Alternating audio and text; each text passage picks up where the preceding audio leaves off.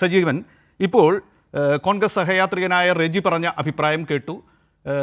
ടോട്ടാലിറ്റിയിൽ ഈ തൂഫാൻ എന്ന് പറയുന്ന അസാധാരണമായ പരിപാടിയെ, അഭൂതപൂർവം എന്ന് തന്നെ പറയട്ടെ, അങ്ങനെ പേരിട്ട് വിളിച്ചുകൊണ്ട് ചെയ്യുന്ന ഒരു പരിപാടിയെ, ഓപ്പറേഷൻ തൂഫാൻ എന്നാണല്ലോ, അതിനെ എടുത്ത് ചർച്ച ചെയ്യണമെന്നാണ് അദ്ദേഹം പറഞ്ഞത്. തീർച്ചയായും അത് നമുക്ക് മുഖവിലയ്ക്കെടുക്കാം. പക്ഷേ ഈ ഒറ്റ കേസിനൊരു പ്രാധാന്യമുണ്ടല്ലോ. അതിൽ ആരാണ് അറസ്റ്റ് ചെയ്യപ്പെട്ടത് എന്ന് കേരളം ചർച്ച ചെയ്തതാണ്.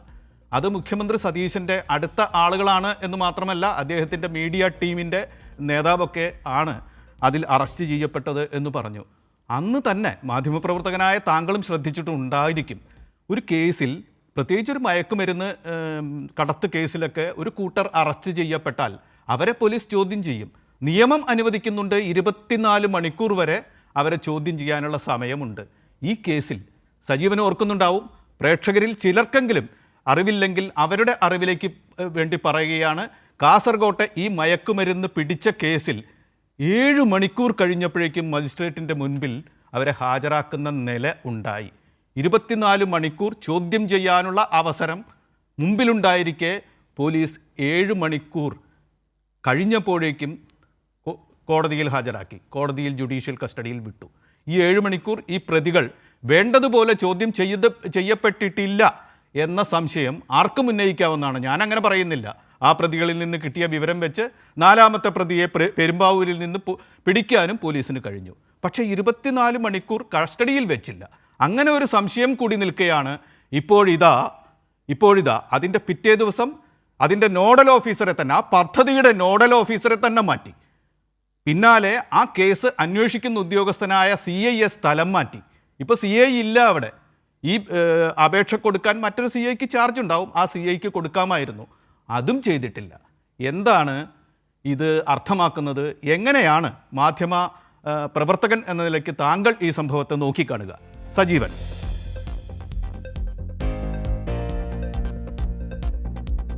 ഈ ഓപ്പറേഷൻ തൂഫാൻ അതിനെക്കുറിച്ച് പറയുമ്പോൾ അതിന് മുമ്പേ ഉണ്ടായിരുന്ന കുബേരയെക്കുറിച്ച് പറയണം.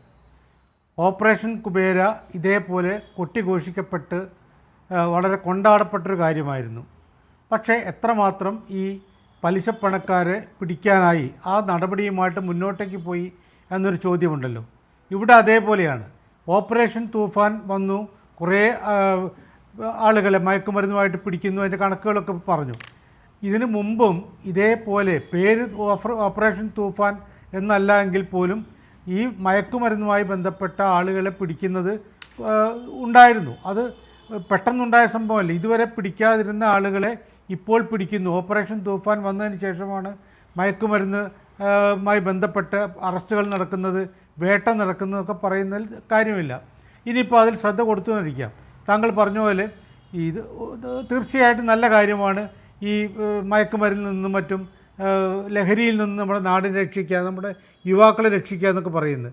പക്ഷേ ഇവിടുത്തെ ഒരു പ്രശ്നം എന്താണ്? ഈ പറഞ്ഞ കേസിൽ പെട്ട ആളുകൾ സാധാരണഗതിയിൽ രാഷ്ട്രീയ നേതാക്കന്മാരുടെയും മറ്റ് സെലിബ്രിറ്റികളുടെയൊക്കെ അടുത്ത് നിന്ന് ഫോട്ടോ എടുക്കുന്ന രീതിയൊക്കെ ഉണ്ടാകും.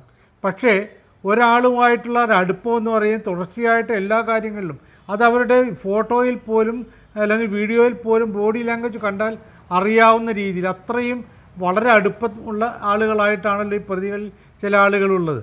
അത് മുഖ്യമന്ത്രിയുമായിട്ട് വളരെ അടുപ്പമുള്ള ആളുകളാണ്.